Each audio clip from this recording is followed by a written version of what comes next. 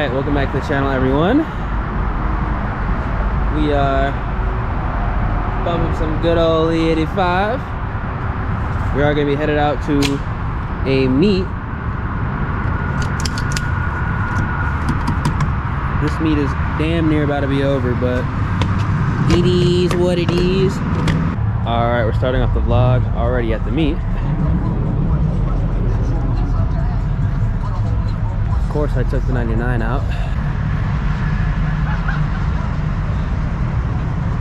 DTR is pretty badass. It's on the Volt ZE40s. Yep, ZE40s with the Nitto R2. That's what I need to get on the show.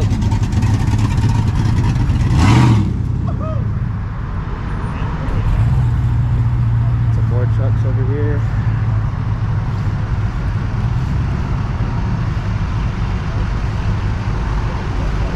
Pretty dope.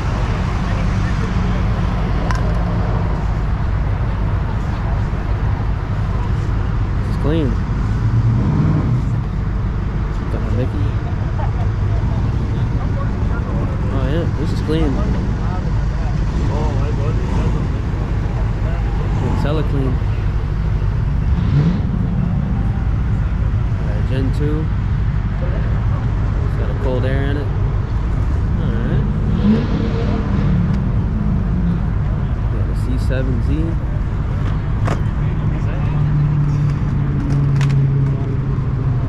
Can't go wrong with a C7Z.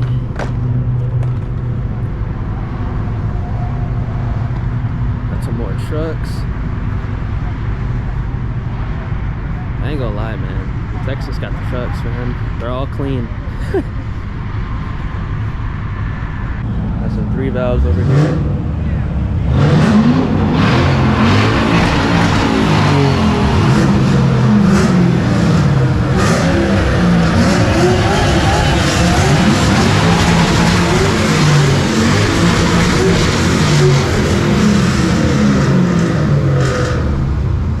Alright, let's go over check the Subies out. I knew as soon as I brought the camera over, they were going to start revving it.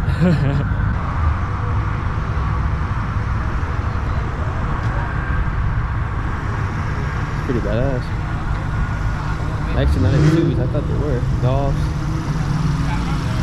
GTI.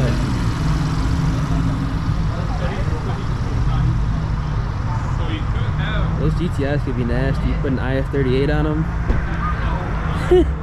A few moments later. Alright, let's go ahead and get a cold start real quick.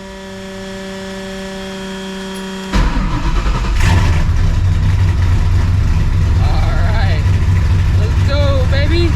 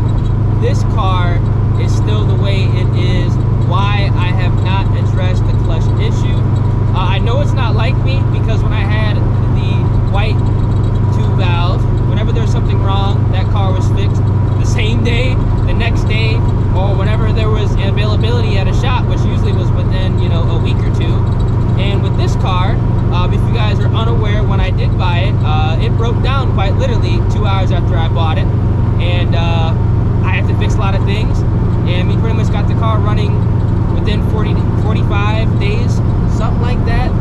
Would have been much faster, but unfortunately the week after I bought it, it was 4th of July weekend, and obviously everybody's out of town, nobody wants to be working, understandable. So that was, you know, an added week onto that. But this car, when it needs attention, it gets done quick, because not only do I daily drive this car, but I also do beat on it quite often, as you guys saw in this vid and also on the videos on the channel. I beat on this car quite often. I need to have it running, you know, to the best of its ability. But recently, this car has developed a clutch issue that has a ridiculous rattle. Now, for me personally, I don't really mind the rattle. I know in video it can kind of get annoying, but I'm kind of used to driving cars like this that have, you know, its quirks, you know what I'm saying? The car still does what it's supposed to do. It still pulls hard. You guys have seen in the racing videos, you guys have seen in this video. I'm in the car, you know, except the rattle, and I needed to go ahead and get a new turn signal relay. I hope it doesn't have the same issue the white car did, because I never figured that out, but hopefully that's just a quick fix. But I'm used to cars that have quirks like this, and you know, it does what it's supposed to do, so I have not addressed it yet. But there is a big reason as to why I have not addressed it, because there is a right way to do it, and there's also a wrong / cheap way to do it that will cost way more money down the line. And I want to go ahead and, you know, have it on record why this car, I want to go on record and explain why this car has not been, you know, addressed with the clutch issue. What are you doing up here? Man, dude, if I could flip this camera around right now, I would, because there's some people on the street that just do not know what they're doing. I'm gonna go pull up to a spot right now so I can talk, because this is gonna be a pretty in-depth video, and I definitely don't want to do this on the road, seeing the fact that, you know, people are acting up. And on top of that, we got the rattle, so it would probably be annoying to do a POV explanation, sit-down style video. Like I'm at the desktop, you know, with a car that has a crazy rattle. So I'm gonna catch you guys in a couple seconds when I do get to my little spot. Alright, I'll go ahead and power the car down. So I'm at my spot right now. I'm gonna keep the windows rolled up so there isn't any wind noise, but this is gonna be a good spot that I can kind of see everything that's going on in front of me and also behind me, so I can dip if I need to. But I'm gonna explain why this car is still the way it is. Now, like I said previously, this car has an issue surrounding the clutch. Now, I don't think it's actually the clutch itself. I mean, it could be, because the car runs entirely too hard and too good for it to be a clutch issue. I think it has something to do with the components around the clutch, some of the supporting modifications you have to do when you do a clutch job, specifically throwout bearing, making sure everything is aligned properly. I don't think that was done right. Now, this car has a McLeod RXT twin disc clutch mated. This is very important here, very key. This is the key component as to why I haven't done anything yet, and I'm still contemplating on what I'm going to do. It's mated to a stock TR-3650 transmission. This car makes right around 600 wheel horsepower to a stock TR-3650 transmission with a McLeod RXT twin disc clutch. Now, from previous experiences, when you mate an aggressive clutch to a stock transmission that theoretically isn't supposed to be withstanding the horsepower that the car is at, you're going to run into major issues. Now, luckily, you know, knock on the plastic on this car, I have not had any transmission issues that I've noticed so far, but at the same time, it's just, when am I going to run into transmission issues? Now, I do believe, because I was not the one that got this clutch installed, because I've gotten a McLeod clutch installed before in the old white 2 valve, and I never had these problems. I don't think it was installed properly. Now, Obviously, with the twin disc clutch, there's a little bit more involved, I'm assuming, because it is a twin disc clutch. I've never had a twin disc installed. I had a single disc, but I'm assuming there's probably a little bit more, you know, involved with the twin disc because you're dealing with 2 pressure plates. And with the McLeod clutches, they do provide you with the McLeod throwout bearing, which I know are not really that good. The clutches are okay, but the clutch not the twin disc, the throwout bearings aren't. You're supposed to use a Ford OEM throwout bearing. That's what I used with my old car, because I knew that if you use a McLeod throwout bearing, you can run into problems, potentially the issue I have right now. So the question is, do I, because again, I was not the one that got this installed, do I just go ahead and replace the clutch? Because if you're going to replace the throwout bearing, you should replace the clutch while you're in there. It's just a rule of thumb, so you don't have to go back and do the work again. This clutch is supposed to be, you know, new. When I got the car, it was supposed to be a brand new clutch in the car. That's why I did the break-in miles on it, because I knew, you know, I didn't want it to slip, which it's not. Knocking all, you know, the plastic in here, it ain't slipping. You know, it's doing its thing. The car is pulling hard as hell. But at the same time, it's like, do I replace the throwout bearing? Or do I replace the clutch with another RXT? Because if I was to put in a clutch that isn't rated for the horsepower this car is at, because theoretically there really isn't any middle ground here that I can meet at. It's either you get a clutch that's good for, you know, 400 horsepower, you get a clutch that's good for 500, and then it jumps to the twin discs for these specific cars. Now, let me know down in the comment section if you guys have any other single disc clutch recommendations that can hold around 600-700 wheel horsepower. Again, I'm going to be on the ragged edge because this car makes around 600 horsepower. So again, I don't really want to throw in a clutch in here that after breaking it in, it could potentially start to slip, you know, after a month, because this car has been beaten on for 4 months with this clutch after being broken in and no slip. So we're good to go there. So I'm kind of curious what I should do there. I've been researching, but I have not made a decision yet because the transmission is still stock. Now obviously I could just throw in another McLeod RXT, but the transmission is stock. I don't want to potentially put in another RXT and then blow the transmission, you know, a month later. My luck. So it's just one of those things. Yes, it is race car shit, but at the same time, it would quite literally be blowing $2,500 in parts and labor, because I don't have the knowledge or the space or the time to pretty much drop the whole front end, drop the transmission, do the clutch, and then, you know, obviously have to go ahead and break it in. I can break the clutch in, that's not an issue, but just the knowledge, the time, the tools, the space to do all that. Yes, I have a garage, but at the same time, it's just not feasible with, you know, the spacing I have in there. I have another car in there. I'm not gonna go ahead and, you know, roll out the 350 just to do a clutch with this. That doesn't make any sense. But that's the issue I have. Now, that would be the cheap and technically the wrong way to do it. The right way to do it would be to drop the transmission and completely just get rid of the TR3650 and go with a T56 Magnum, get an RXT or whatever clutch I would go with, because it's T56 Magnum. You know, my options are now open, twin disc clutch or triple disc clutch if I, you know, wanted to, and, you know, do the entire swap. Now the issue with doing the entire swap is obviously, number one, you know, it's going to cost a lot more. But again, you got to pay to play. I get that. You know, it's race car shit. It's not my first time doing stuff like this. You know, I fully built the FRS, so I definitely know, you know, you got to pay to play. But at the same time, there is going to be a lot more involved, you know, with the job. I'd have to get the clutch. I'd have to get the bell housing. I'd have to get the transmission. And on top of that, there is a couple of other components in that area that could go wrong.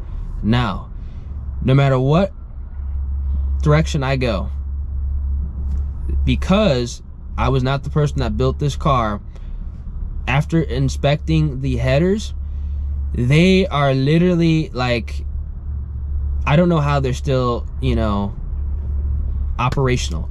They are rusted out beyond belief. I've showed it in multiple videos. I'll show a screenshot on this video. There are some eBay headers in the car right now. Again, I was not the person that did this. I don't really know why somebody would use eBay headers with a build like this. There's a lot of things that I don't really understand what the previous owners did. But again, I bought the car, so I really can't, you know, get upset about that. But there's a lot of questionable things the previous owners did with the eBay headers. Those need to be replaced. There's a huge chance, because obviously doing a clutch job, because this car has long tube headers, the headers would have to come off.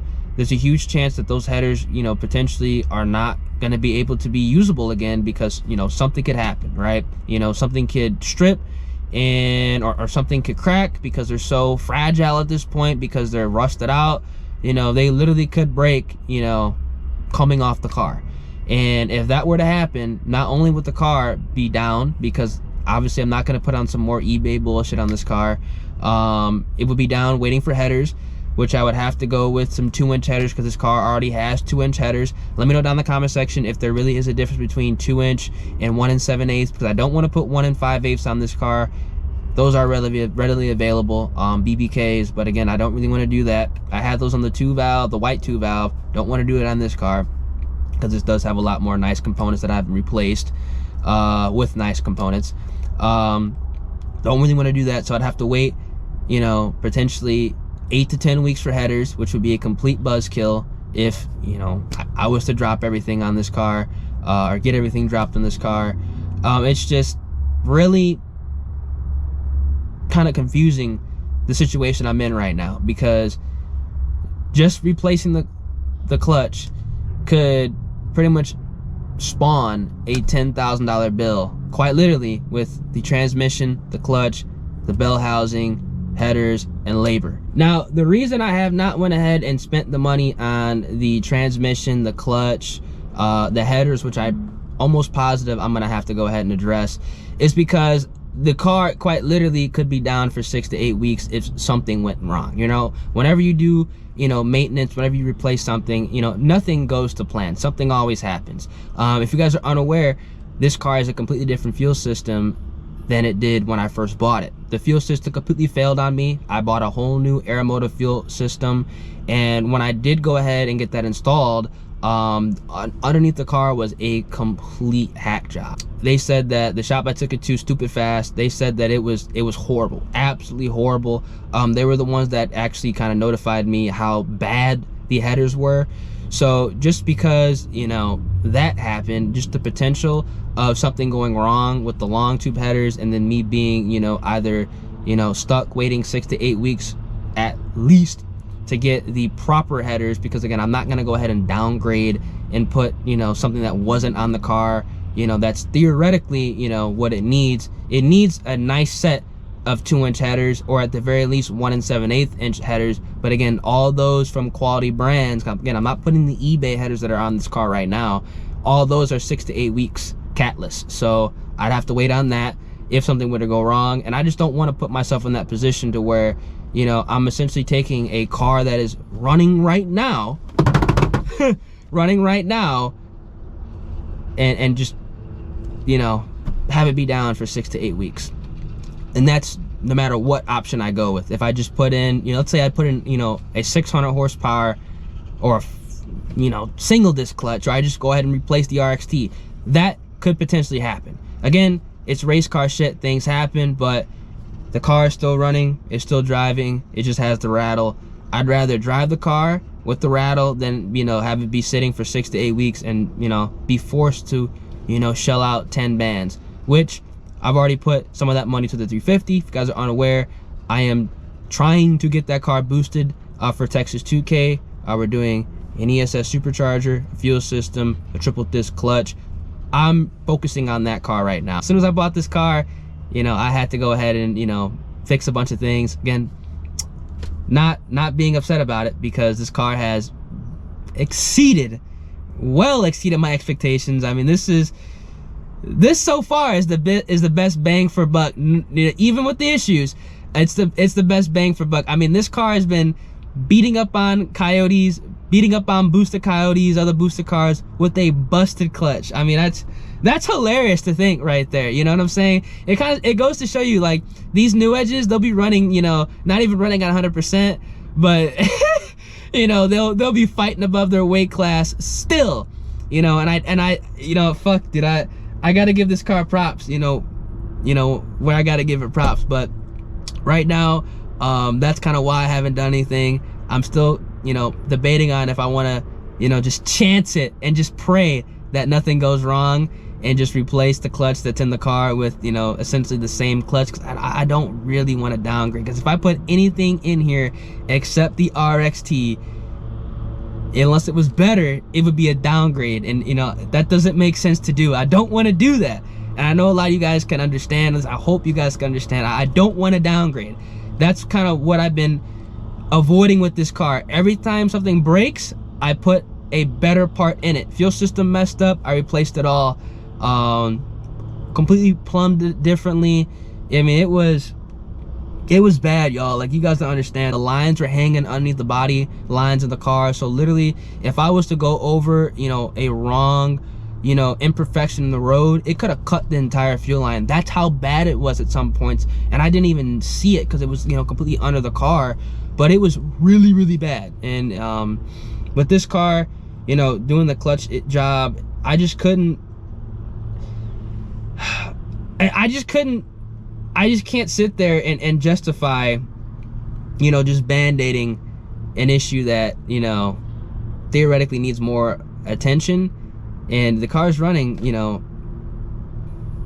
theoretically how it should run. Right now, the car is, you know, it's doing what it's supposed to be doing. You know, daily drive it, you know, take it out to Mexico when I want to. But right now, I really want to go ahead and boost the 350 and you know, start, you know, getting down and driving that car again, you know, because I haven't really been driving it like that recently. The weather's been ass, so that's also the reason. But I really do want to go ahead and boost that car. And, you know, spending 10K on just essentially just addressing a clutch issue and a transmission issue, I mean, you can't really blame me. 10K on this or 10K on the 350, you know what I'm saying? I'm gonna go ahead and boost the 350. All right, as you guys can see, I have now transitioned into the garage. Hope you guys enjoyed the video, man. I wanted to go ahead and give you the explanation on why things are the way they are with the black car and what's gonna be going on with the Shelby GT350. I spoke on this previously, but I'm gonna say it again.